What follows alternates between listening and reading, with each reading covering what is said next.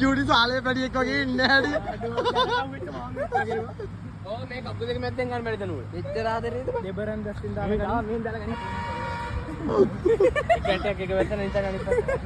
නිශාන්තෙන් බලන්න.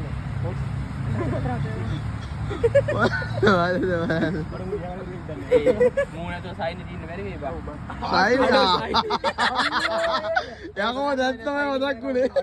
උඹලා දන්නේ නැහැ සයින් කියන්නේ. ඒ සයින් නෙමෙයි බා. නෑ බා. අපේ මේ හොස්ටල් එකේ පූස් පැටියෙක් කියලා උට දාන්නේ සයින්.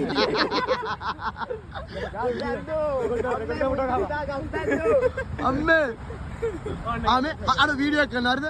දැන් උඹ ක්ලිප් එකක් දීපන් හෙට එන්න කියලා. එන්න තියුණු උඹ කියනවා කියලා.